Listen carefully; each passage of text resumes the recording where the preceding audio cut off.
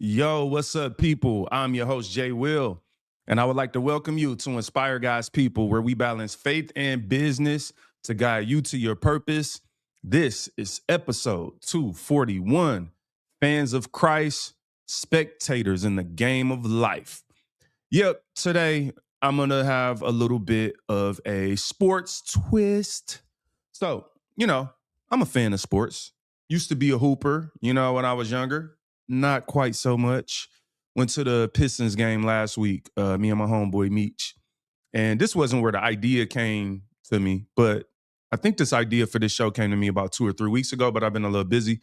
But when you at a game, you kind of seeing the atmosphere and everything that's happening around you. And that whole idea of being a fan at a game is what inspired the show that we're going to talk through today. And I hope it inspires you. I hope it gives you a new perspective on life. We're going to talk a little bit about like the difference between actually being and living as a Christian versus the mindset of the world today, which I think has turned us into reactors. And then we're going to talk a little bit about some practical steps to actually get going and get out of the behavior of being a spectator. And then I think lastly, we're going to talk a little bit about more of a capitalistic financial approach to that and how that kind of overlays.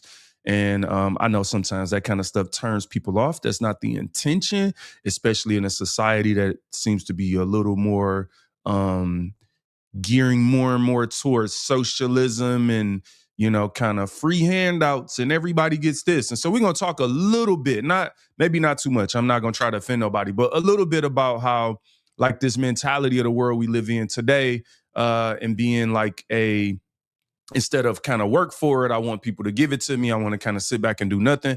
And I think that is all contributing to the idea of being a spectator in a game of life. Some of us are spectators in our lives. So those are all the things we're going to talk about today. If you enjoy the show, please like, share, comment, you know what I'm saying? Tell somebody about it. And if you're watching this on YouTube, subscribe.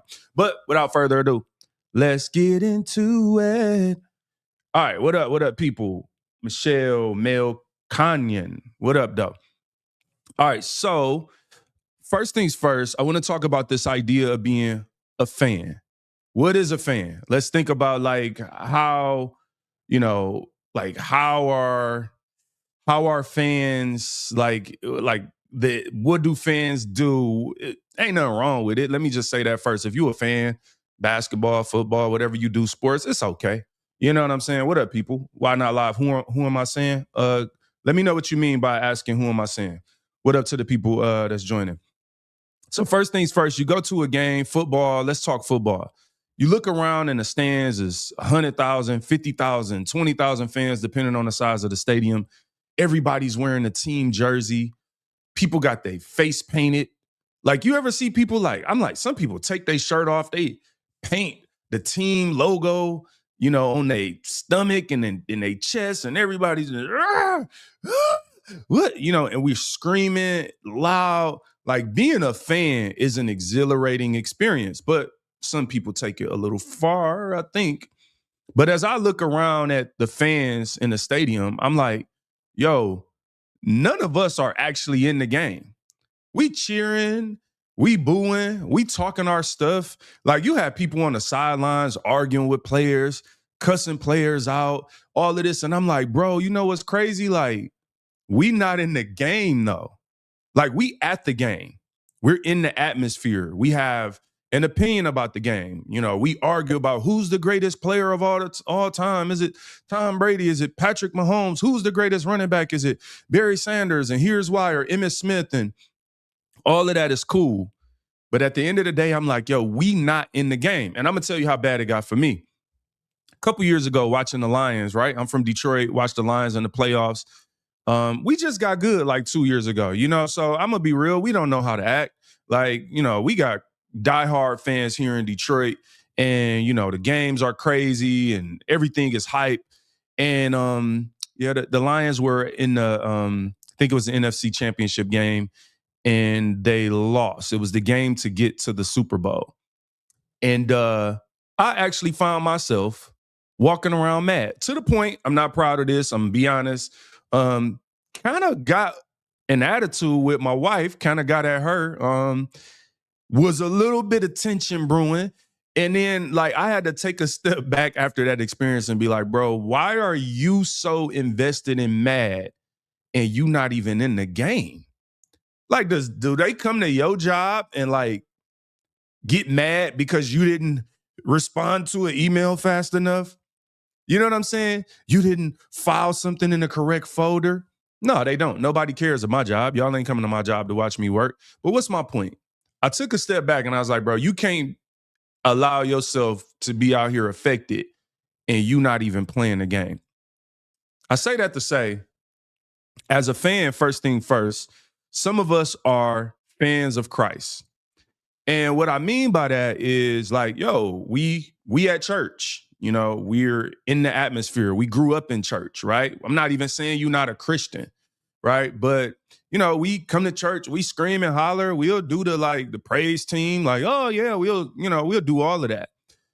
We got opinions about the preacher, we boo, we cheer, we talk about them, we post about them. If something happens in the church, we the first ones on Facebook that want to, say whatever we want to say. But then it's like, yo, we such fans, but are we in the game? And then it's like, well, what does it actually even mean to be in the game? What does it mean to be a player on God's team in Christianity? What's the difference between, yeah, I'm a fan, I believe, isn't that enough? Like I come to church every Sunday, I clap, I pay my tithes, I do everything, right? You bought your ticket, just like a fan at a game. You paid for the concessions, you did your good deed. And some of us have become so okay with being fans that we don't even realize, like, bro, you not actually on the team.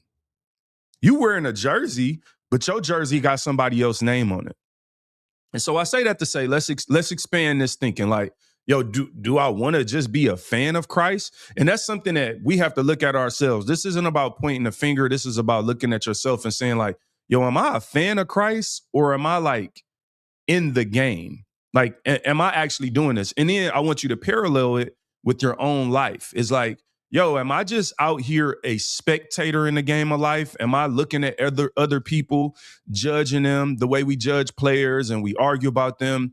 Or am I like actually doing something in my life? And I think there's a lot of people out there that are struggling in their own life. Like, and I know it's hard to admit it, right? We don't want to admit that we struggling or that we like sluggish or we don't have any purpose or any goals in our own life. But if we be honest, it's like, bro, I wake up every day and I'm online arguing about what happened in somebody else's life. You feel me? What's up, people out there?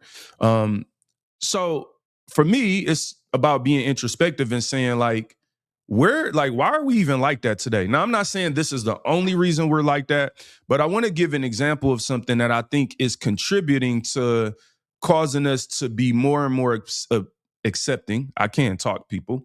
Where's my little mug? I can talk. We're becoming more and more accepting of just being spectators, both in Christianity and the kingdom of God, but also just spectators in our own life, right? And I think part of that is like, think about social media and what social media has become. And honestly, even what podcasting has become. And I don't want this to come off like this isn't all negative. I'm not taking a shot at anybody who does this. It's just something I've observed. Over the last couple of years, reactions have become the thing online, right? It has become a thing to not actually really create your own content, not actually develop anything or put anything proactively out into the world. But over the last maybe 3 to 4 years, it has become common practice to just turn on your camera and react. Like, hey, something happened in the world that everybody cares about, whether it be most of the time is some level of extreme good or bad, mostly bad, like something extremely bad or extremely crazy happens and everybody comes online, turns on their camera, and then it's about like who can react the best, right? Who can be the best spectator?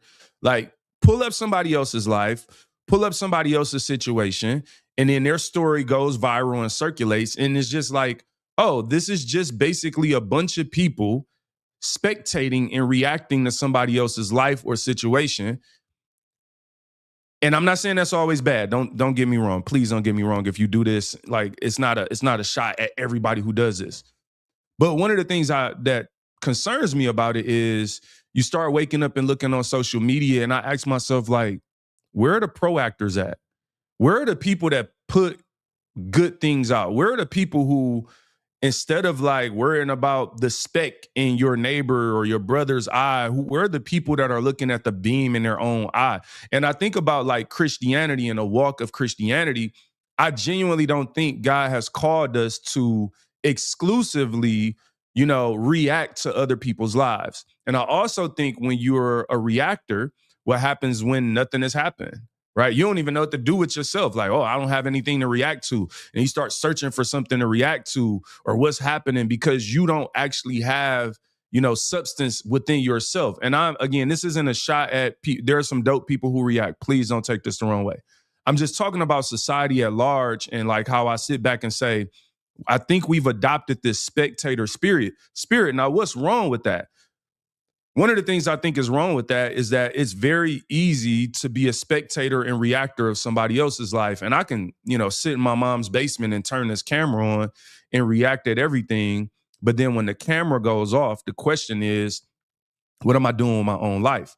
Now, I would hate to be a reactor in your life and then turn this camera off and look myself in the mirror and have no purpose, have no direction, no sense of motivation, no sense of understanding like who I am. And I actually believe that most of life's journey, right, should be about you understanding what God wants you to do in your life and then walking out that purpose and growing and learning and getting closer to the Lord. And it takes time. Like, trust me, like I'm still growing. It takes a lot of time. Like, to like just grow as a believer, to improve, to get over your own trauma, your own life experiences, your own self-doubt, whatever it may be. It takes time. And some of us are waking up every morning, and I'm not judging nobody, but some of us are waking up every morning and we got everybody else's life figured out, but we not in the game of our own life. We just fans. And so I think about that. And so it's like, okay, well, if we become fans and spectators, right, then it's like, well, what do we do? Like, how do you get beyond that? Like, and why? Why should I even get beyond that? And I think about like Jesus with the disciples, right? The disciples were in the game to the point that when Jesus, I'm going to call it recruiting, like college basketball coaches or something, when he recruited the disciples, one of the things that he said at some point, don't quote me at the what point or script. I'm not preaching right now. I'm just kind of paraphrasing. But he said like to count up the costs before you follow me. And I think about that. Like, why did Jesus ask the disciples to count up the costs before you follow him? And I look at it as like he did that at least partially because he was letting you know you're about to go from being a fan to getting in the game. And when you get in the game, there's sacrifice. When you get in the game, there's something to gain, but there's also something to lose. And it's going to take some effort and some work. See, fans, we don't have to work out. I don't have to work out. Like, I could just stay being out of shape and then judge the football players in the NFL that are in great shape, working hard, practice all week, studied the playbook, did all of that. And here I am on my couch out of shape and saying this guy, hey, you should have made that tackle. You should have did this. I'm like, well, this guy runs at the speed of light, is strong as, a superhero. And here I am on my mother's couch in the clothes I had on yesterday, telling these professional athletes that they're horrible because they're in the game and I'm merely a fan. I've given up nothing to be a fan. No shot at fans, but I'm just being real. And so what happens is Jesus wants you to count up the cost because when you get in the game, it will change your perspective. Now, what do I mean by that? Perspective is interesting. Have you ever, sat at the top of the stadium? Like, meaning like you chilling and you sitting at, in the nosebleed sections. The game looked real different in the nosebleeds, fam. In nosebleeds, it looked like dots. Like you're watching dots on the court or the field. You get a little closer, you ever had some good seats and you're like, oh wow, I could see what's going on. The game is looking a little faster down here. Then you get like some courtside or front row seats or like really low level, and it's like, wow, like I can like see the speed and the players look way taller. It's like, oh, he's not short at all. Like all of these things change. Now imagine how much that perspective changes even more if you get in the game. Let me see what y'all talking about in the comments. Uh, all right. Yeah, somebody called me AI. Is this AI? I don't know. I guess so. So when you think about the fact that like you get in the game, imagine if you were at an NBA basketball game just as a fan watching it, and all of a sudden they called a timeout and they pointed at you like, yeah, you, like, come on. Gave you a jersey and said, get in the game. You know how nervous you would be to actually get in the game? You know how much faster and stronger everybody would be if that ball was in your hand, they passed it to you and said, do something with it, go score, go get a touchdown, go hit a three. Like all of a sudden, all that finger pointing you did, all that booing you did, all that screaming and hollering, now all of a sudden things have changed because you're in the game. Now, I want to talk about this like as a believer.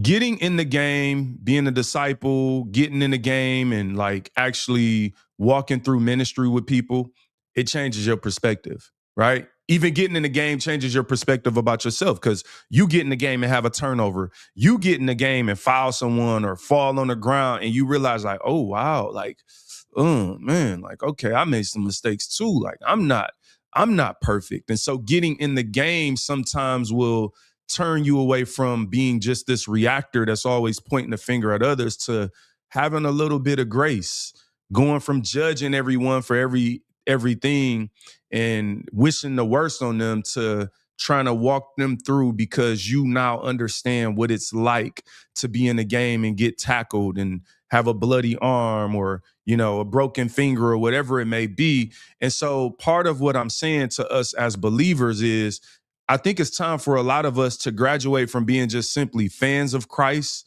spectators in our churches and in our communities of faith, spectators in our own life and our careers and whatever it is that we're doing in life, moving from being a spectator to being a player that's in the game. Now, what does that mean?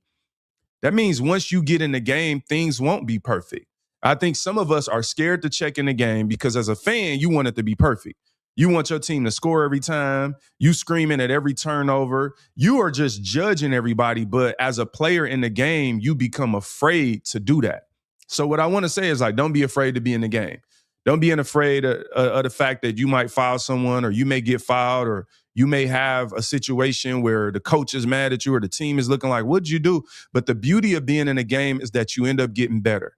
The longer you play the game, things slow down. You start growing. You ever see a NFL or NBA player, they come in as a rookie and they look out of sorts. And, Tom Brady was like a 6th-round draft pick. Nobody knew he was going to be Tom Brady, but he got a chance to get in the game and never got out again. Another player got hurt. Drew Bledsoe gave Tom Brady an opportunity to get in the game. When he checked in the game, he took advantage of that opportunity and never was a bench player ever again in his career. Now, some of us think, well, I'm not just a fan. I'm actually a player. Like I got a jersey. I'm on the team. But it's a difference between being on the bench and being in the game. And one of the things that I realize is that the opportunities in this life don't last forever. And some of us, we've had opportunities to get in the game or be in a game. We're like, no, I'm cool being a fan. No, I'm good. I don't really want to try. And we spend our whole life never really trying, never really going all in because we're afraid of the outcome. We're afraid of whether we're going to succeed or fail. And that's why you can't be afraid of success. And then some of us are actually afraid to be great. We're afraid of like, what happens if this goes well? Am I good enough? Can I carry this? And the thing is like, just get in the game. You don't have all the answers. You have to trust God. And some of us in our own life are spectators because we're so afraid of opportunities. Opportunities jump in our lap and we like, no, I'm good on that because we're afraid to get in the game and change our perspective. So I just want to encourage you today and say, Don't allow yourself to just be simply a fan of Christ. Don't allow yourself just to be a spectator in your own life. Don't allow yourself to like be a person that's just looking at everybody else's life and judging them every day. And then you ain't even doing stuff. And I'll be real, that's one of the things that's maybe kind of frustrating or weird to me is like, bro, like I don't have time to react to everybody else's life when I still have areas to grow. Like how you reacting to everybody and you not even doing what they doing. Like you got some people, they reacting to videos about stuff and you like, bro, like you don't even do that. Like you don't even actually do that. Here's the one thing I'm gonna say about like I mentioned in the intro a little bit about capitalism and socialism. And I know a lot of people don't like capitalism these days. They feel like capitalism, I can talk, is like a representation of like greed or something like that, which there could be truth to that, right? There is truth to that. Like there are plenty of greedy people, but I would, kind of relate it to the difference between being free and being a slave. Why do I say that? We live in this world where I think when people have agendas, right, it's so tricky how they twist things up and they take an imperfection in something and try to highlight it. So it's like you take one of the imperfections of capitalism and you highlight that as a negative to try to sell people this other agenda that is actually rotten and bad for them. But on the surface, there is a layer of glossiness that you can kind of trick people into accepting. It would be like taking an onion, but like imagine if like you took an onion and dipped it in sugar, and like maybe you dip it in honey and put sugar, and so the onion looks like a candy apple. You know what I'm saying? But then you bite into it and you realize beyond that first layer, this thing is horrible. And that's how I kind of feel about socialism. And here's why I say that. A lot of, again, they'll sell you capitalism is like greed and stuff, but there's the freedom to earn. One of the things I like about capitalism is that you have the same opportunity I have. I have the same opportunity as the next person. And I'm generalizing here. I'm again not saying that capitalism is perfect, but I'm going to show you the difference in what I mean. In the same way, freedom isn't perfect. I know people are like, what do you mean by that? Freedom isn't perfect. Well, freedom of speech isn't perfect. Why do I say that? Because you give people freedom of speech and then people use that freedom to say a bunch of wild stuff. But then you have to ask yourself, well, do I want to live? Do I want to be free and be free to have a podcast and talk about what I want to?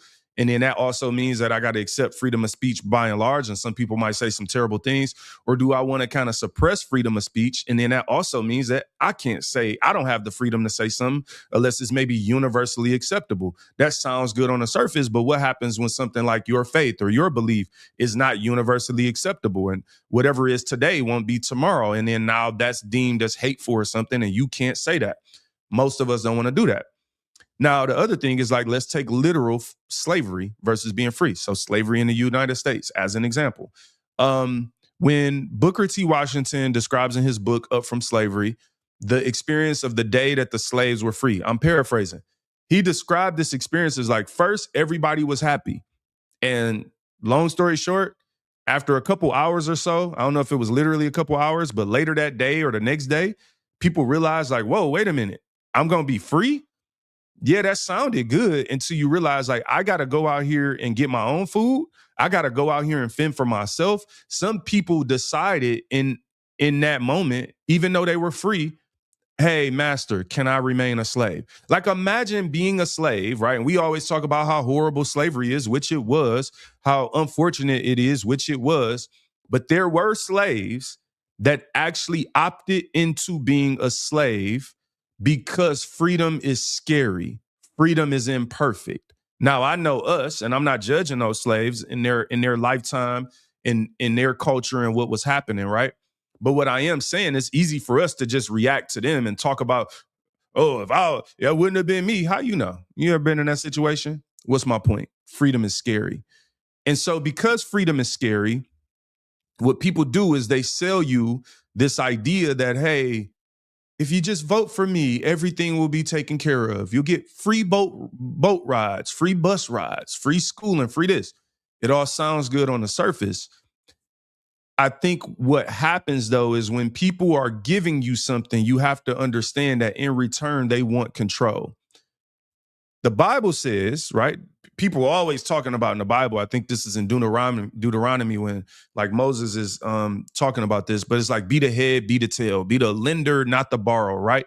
Be the lender, not the borrower. Be the person that is giving, not the person that is always receiving. Like now you have to think about the mindset of what that actually means. It means you have to go out and get something. You have to go out and be a producer. You want to go out and be the person that creates something and owns something and is free to either fail or succeed on your own. Because if you are always in the position of borrowing, then you are at the mercy of the lender. And so, again, in a socialist society, if you are at the mercy and you think the government is going to sell you on, yeah, we got free food and free this and free everything for everybody, was like, well, understand that in return, you're giving that person power over you. You are giving up your freedom to say, I'm going to fully trust you to feed me.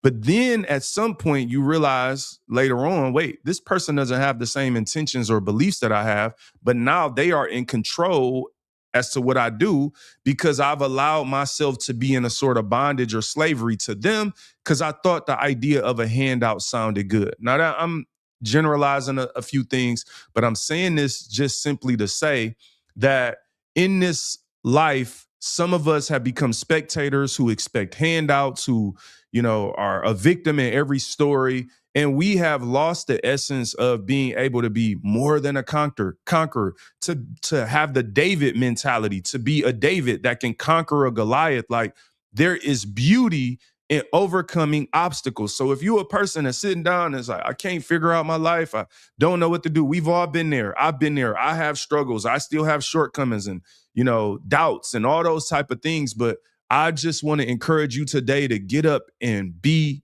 in the game of life, to be a player in the game of the faith, to actually be a disciple of Christ, to get up and take advantage and do something because you don't want the freedoms taken away from you to where you can't do nothing. And my one fear about society today, especially in America, is like, we have all the freedom in the world to go out and fail, go out and succeed. And some of us just sit back and, argue about politicians and we want people to give us free handouts. This guy doesn't like me. This person doesn't like black people. This person don't like white people. It's like, why are you giving these people all this power? Okay, they don't like black people. They don't like white people. Like, carry on. I do. I like both. So it's like, I'm not, y'all can argue about that and waste time. I don't need someone to like me because you cannot like me in this door. And then God opened another door for me. And I still have the opportunity in this society, this free capitalistic society, to go out and create a podcast and fail at a podcast or make an album and fail at it or succeed at it. And the beauty is in doing and go out and be a believer and share the gospel of Jesus with people. I have that freedom. But some of us, we want to give the government and people so much control because we think what we're trying to do. You think you're going to eliminate all the negative people in the world that don't like you? It's like, okay, people don't like you. Everybody doesn't have to like you. Get over it. Go and live your life. Stop making excuses and become an overcomer. Imagine if David was like, but Goliath doesn't like me. The Philistines won't like me. They said, even my own people said I was to, wear this armor, do this. David went in there. I love David mindset. Like, no, I'm rocking my own clothes. I'm going in there. I got my own weapon and I'm not scared of them. That's a mentality of an overcomer all day long. Not a spectator, not pointing at everybody else and what they should have did. It's a person that decided to get in the game. Like we talk about David and Goliath. We talk about these stories in the Bible like they're not real. It's like David was there on the sideline and said, yep, call timeout. Check me in, coach. I want to get in the game. And some of us are afraid to get in the game, but we'll sit on the sideline and talk about how Goliath is beating everybody up and killing everybody and how, look at this guy, he too weak. He couldn't even beat him. He couldn't do this. And it's like, well, look in the mirror. Are you even in the game? Some of us won't get in the game because we are worried about other fans and spectators spectating on us. You got to get that out your mind and get in the game. So I hope that you are inspired and encouraged.